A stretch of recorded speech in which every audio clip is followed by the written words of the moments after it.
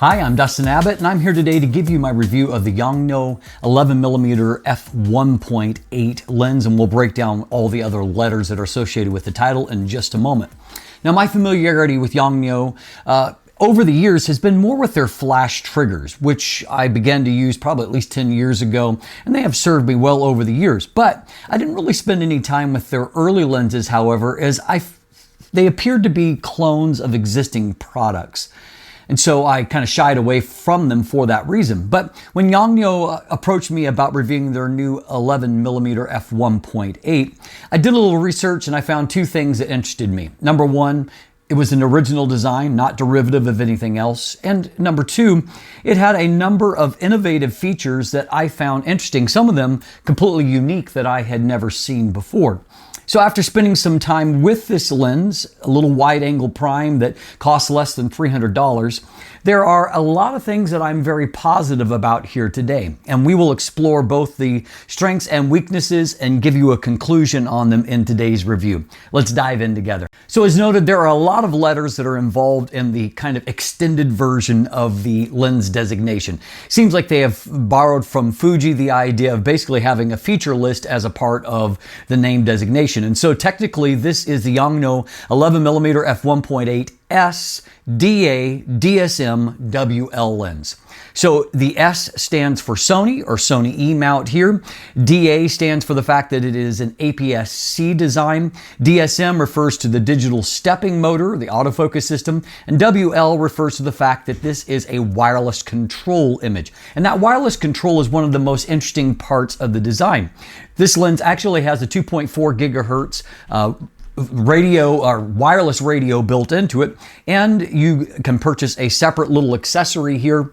It costs about 25 bucks, and it allows you to have some really unique remote control over it. Now, most remote controls, they're pretty basic. They allow you to start and stop, maybe access the custom button function.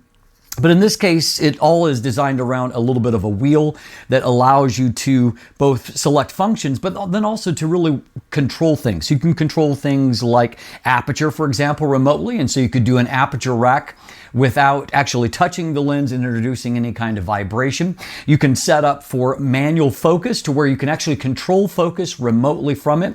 And in a very interesting thing, you can also easily set up an A and B focus point and then do quick focus pulls from one to the other.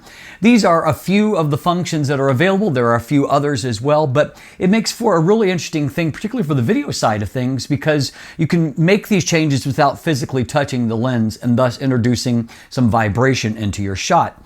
Now, if you're not interested in that and you think that that's gimmicky, it's no problem. You can do it by the lens, obviously, without having the remote control function. Now, when it comes to the lens itself, as you can see, this is a compact lens designed for APS-C cameras. It is 66 millimeters or 2.6 inches in diameter. It is 69 millimeters, 2.7 inches in overall length. It weighs in at 260 grams, which is 9.2 ounces. So it is a little bit bigger and heavier than what the Sony 11mm f1.8 lens is, though obviously it also has a number of additional features that the Sony does not have. Up front, we have a very common 58mm front filter thread. There is a decent lens hood that is included. It's plastic. It's nothing necessarily fantastic, but unlike some lens hoods that I reviewed, it doesn't feel flimsy. It feels like there's quality plastics there, and it bayonets into place with, if not a very firm lock, at least with a little bit more precision than what I see in some inexpensive lenses. Now, there are a plethora of different features that are built into this lens. It is perhaps the most feature-rich, under $300 lens that I've seen before. We have a USB-C port for firmware updates. It does have a little bit of a rubber gasket cover on there that you have to remove to access it. So make sure you watch where you put that little thing down. It could be easy to lose. There is a weather sealing gasket at the lens mount, plus a fluorine coating on the front element. So some weather sealing that's involved here. On the side, we have a function button along with a custom switch. And how to access that you can actually see in my written review. I'm not going to go into all the details here, but you can set it up to where number 1 position is autofocus. Number 2 position allows you to use manual focus, so to have direct manual focus access. You can also set it up alternately to where it functions as the wireless control, turning wireless function on and off. The fact that you have a wireless radio built into the lens, you would hope that it is going to turn off when the camera is powered off, but to be safe, you might want to, make sure you put that switch into the position where it's turning the wireless signal off, just to make sure that it isn't causing any kind of battery drain. Now we have an aperture ring here with 1/3 stop to tense. We have a hard stop before you get to the automatic mode where you can control it from within the camera. But interestingly, and very rare for a lens that costs this little, is we actually have a switch on the side that allows you to declick the aperture and so that you can do smoother focus racking. Now I think that if you're wanting to do focus racking, this actually makes more sense to me, again, because your hands are off the aperture ring altogether. But great to have that kind of functionality in a lens that is this inexpensive. The aperture iris itself is made up of 7 rounded blades. Seems to do a pretty good job of maintaining a circular aperture shape. Minimum focus distance is 15 centimeters, and you get about a 0.15 times magnification. Again, a little bit less than Sony, but enough here to be useful and even actually blur out some backgrounds. So overall, obviously there is a lot going on here in terms of the functionality of this lens, making it a very, very strong value in that regard. I was actually pleasantly surprised by the autofocus performance here. As noted, this has a DSM or a digital stepping motor. I found that the focus motor itself was extremely quiet in operation. Even if I put my ear right up next to it, I could just barely hear a little bit of whirring inside. Nothing you're ever going to pick up on the microphone. I also found that its focus speed is very good. Now, of course, wide-angle lenses, depth of field is larger, so focus changes are easier because there's less focus possibilities. But nonetheless, I could tell that this focus motor was doing a great job of snapping back and forth, whether indoors or outdoors. And of course, having a maximum aperture of f1.8 is going to help in lower light situations to make sure that you get plenty of light to focus with, to make sure that focus speed stays up, even in dimmer conditions. I also found that autofocus accuracy was good. It was good for any kind of normal subjects and normal shots. Now you can see here that when I did some sequences of Nala walking towards the camera, I didn't find that the AF quite kept up with that persistent movement. And after a bit, I saw a bit of back focus where rather than locked onto her eye, it was about the middle of her back. It didn't like completely stop as some lenses do, but it wasn't quite keeping up. So again, if you're looking for capturing maybe more sports, something more active, you might want to spend the extra money to go with the Sony lens, which cost a few $100s more. Now on the video side of things, I found that the video AF pulls were smooth and quick, nice back and forth there, no problem with that. I did find that on the foreground, I felt like the focus was just not quite there, as you can see. Now, obviously, that's something you could easily solve if you're wanting to do a repeated shot with, this and using the AB focus. And if you use that remote and you set that AB focus, you can make sure that the focus was just nailed on both ends of that. And so again, I don't consider it to be a huge problem. I did find that with my hand test, switching between focus on my eye to my hand, that the transition was good and confident there. There is very little focus breathing here, and so that certainly helps because it draws less attention to that transition, making it very nice and smooth. It also meant that focus transitions out in real-world shots were smooth as well. And so what I found is that as I moved along from one subject to another, there was nothing abrupt or that would pull you out of the shot, but rather it was a smooth, nicely damped transition from one focus point to another. Overall, autofocus is great. Just don't expect it to be keeping up to the fastness of action. Now, on the image quality side of things, it is mostly good, but a little bit of a mixed bag here. This optical formula is 10 elements in 9 groups. And so almost all of those are exotic elements, as you can see from this diagram. A lot of great glass in there. The MTF chart shows good center performance, good mid-range performance, but you can see the corners are obviously weaker. And what I was really impressed with, where I thought the lens was great, is within the rule of thirds, kind of the center 2/3 of the image frame, I found that sharpness, even at f1.8, was really excellent in that zone. But the corners are considerably weaker, and so I actually like the lens, ironically, less as a landscape lens, more as a wide-angle perspective lens for shots that didn't require super sharp corners. I did find that there is basically no longitudinal chromatic aberration, but I did find some lateral chromatic aberration, again, in those corners that are a little bit weak. There is less barrel distortion by a significant amount from the Sony 11mm lens, though that distortion is complex, and unfortunately there is no correction profile right now, unlike the Sony, and so it's actually harder to correct for, even though there is less distortion, because by correcting the center lines, I found that I introduced some distortion into the corners, and so it's not a linear distortion pattern. There's a fairly significant amount of vignette, required at about a +74, almost 3 stops to correct for. And so again, no profile correction even for JPEGs in camera. And so that does mean that there's a little bit more work on the processing end of things. Now, when it comes to testing the sharpness, as I've already indicated, my real-world results showed very good sharpness in the center of the frame, in the mid-frame, with weaker corners. So I tried focusing in the corners, and I did find a minor amount of improvement when focusing in the corners. So there's a bit of field curvature there. But for the most part, it's just that the lens isn't as good in the corners. And so, I mean, focusing in the corners might get you a tiny bit more. And so it does mean if you're shooting in the corners more for maybe a close shot where you have a subject in the foreground, it's probably going to work okay for that. But don't expect that it's going to be really sharp for landscape type images as a byproduct of that at wide apertures. You will get a little bit better corner performance and edge performance as you stop down. You can see a comparison between f1.8 and f5.6 here, that the corners are definitely sharper, but they're never pin sharp either at any point. There is some diffraction that will start to set in around f11 and f16, which is not so much about the lens, but more about the camera that it's mounted on. It's not extreme, however, but you're going to get more sharpness shooting at f8 and wider than that. If you go narrower than that to f11 and f16, you'll see some diminished returns when it comes to sharpness. The bokeh is actually pretty decent for a wide-angle lens like this. I mean, it's not like a bokeh monster or anything, but I did find that it was able to produce, fairly soft backgrounds, decent-looking specular highlights. Not bad. I also found that flare was a bit of a mixed bag. When you're shooting at wide apertures and the sun's in the frame, it did just fine. It had a nice kind of glow to images, but nothing distracting in terms of ghosting artifacts. But what I found is that if the sun or the bright light was located more up in the corner of the frame, and particularly as you start to stop the lens down, you got increasingly obvious flare patterns that were there in ghosting. And so I didn't like it as well stopped down. Though I will say, when stopped down and shooting in a way to where the flare issues are mitigated, it did have quite nice sun stars. And so I did appreciate that aspect of it.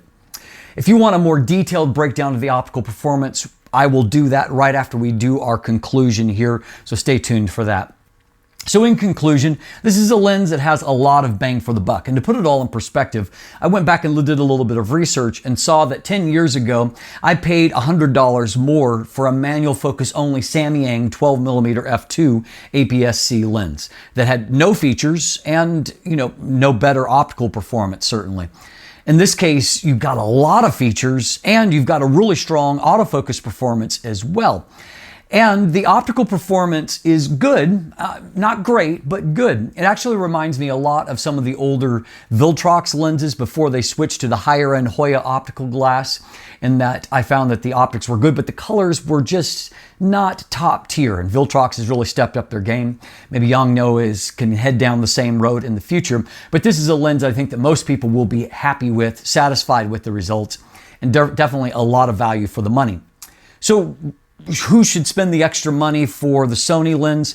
I would say the people that are interested in better corner sharpness and slightly faster autofocus for action. Those people I would think that spending the extra money for the Sony might be worth it. But for many people, I think that the versatility here, particularly if you want to do some video work, is going to be very, very appealing. For video work, that corner sharpness is maybe a little bit less of a factor, and some of these innovative video features will make it a really useful and very valuable lens. So I would say that I think that Yongnuo has done a lot of really interesting things with this lens, and I think it is the beginning of a whole series of lenses that will adopt these features. So I look forward to seeing what they bring out in the future. If you want more information, you can check out my written review that is linked to in the description down below. There's also linkage to a photo gallery from the lens and buying links if you'd like to purchase one. And you can also stay tuned right now, and we'll do an optical deep dive together to give you a closer look at the lens performance.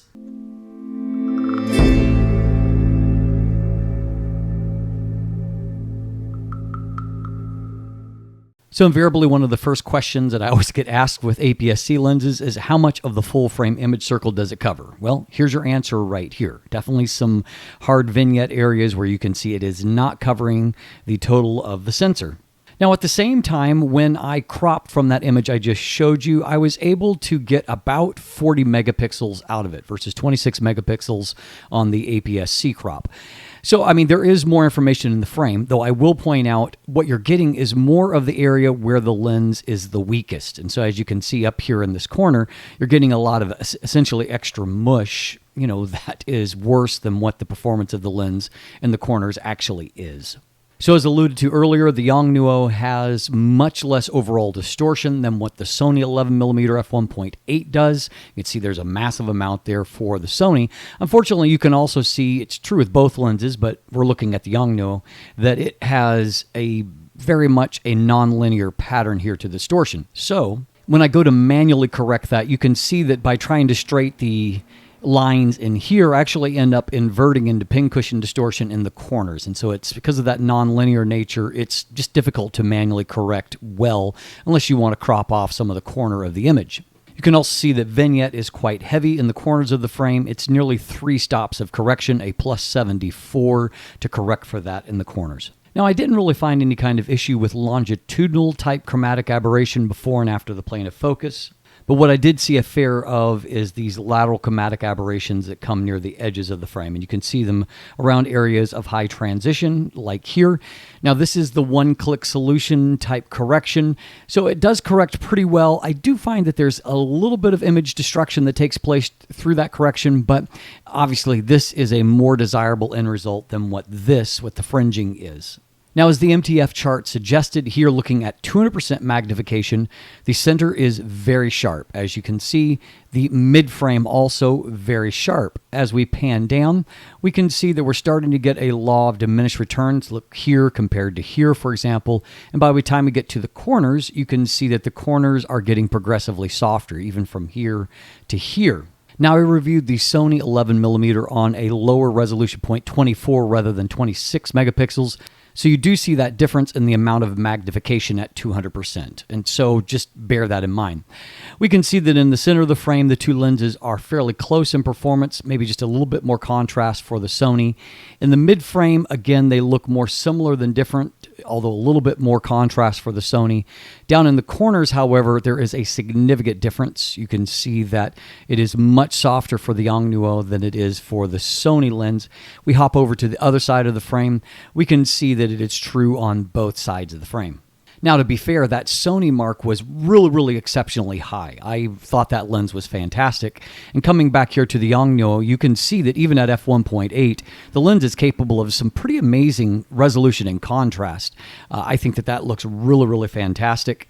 Here's another shot here of Nala. And again, you can see if we pop in there a little bit, just how much detail is present in the fur. Again, f1.8, background looks really nice. There's a lot of good going on here optically. I thought this image was pretty fantastic. Again, you can see that amount of detail and contrast that is there. And again, the transition to defocus is really not bad for a wide-angle lens. So stopping down a bit from f1.8 to f2, you wouldn't expect a big difference, and you don't see a big difference. It is largely the same, just a little bit more contrast that is present. We see a bit more of a jump from f2 to f2.8, though again, it's not significant. In the corners, you can see the corners are still not sharp, but the contrast is getting better and better. From f2.8 to f4, there's a little bit more detail on the corner. And from f4 to f5.6, again, a small gain. Now, to put things in perspective, more towards just the edges of the frame, you can see that here, everything looks really crisp, no problem there. Looking at the other side of the frame, again, it's not off the charts good, but it's not bad by any stretch. It's quite good. Looking up here in the upper left corner, and again, the same is true. You can see that it looks good, not exceptionally good, not pen sharp, but looks quite good. Now, starting at between f8 and f11, diffraction will start to soften the image somewhat, and you can see that progresses, whereas by f16, the image is softer still. Now, at the minimum focus distance, there's a couple of observations. Number one, in the area where focus is there and the plane of focus is flat, it actually looks really great. Good contrast, good detail. We can also see, however, that there is definitely some curvature taking place, and you're going to, as a result, get much softer towards the edges, again, as we would expect with the overall performance. Here is minimum focus with a three-dimensional subject, and you can see up here looking pretty great.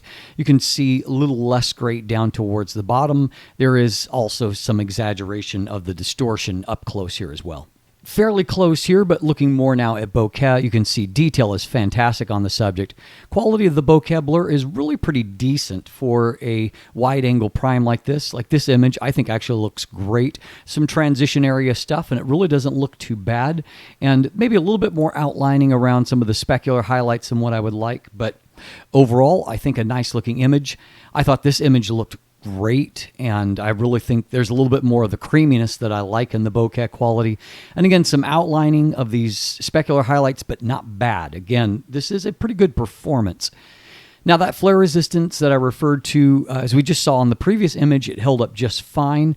Here, with the sun in the corner, is where it suffers. And so you can see that included in the frame is going to be a bit of a ghosting pattern. Not too destructive here, but as you stop down, that ghosting pattern just gets more and more obvious, and at f11 it's just a little too intense. To me, that's dominating the image, so I don't like it. So the optical performance is nuanced here, but for the most part I would say there is more good than bad. So hopefully the optical breakdown has given you a better sense of the overall feel and performance from the lens and can help you to make an informed buying decision. As always, thanks for watching, have a great day, and let the light in.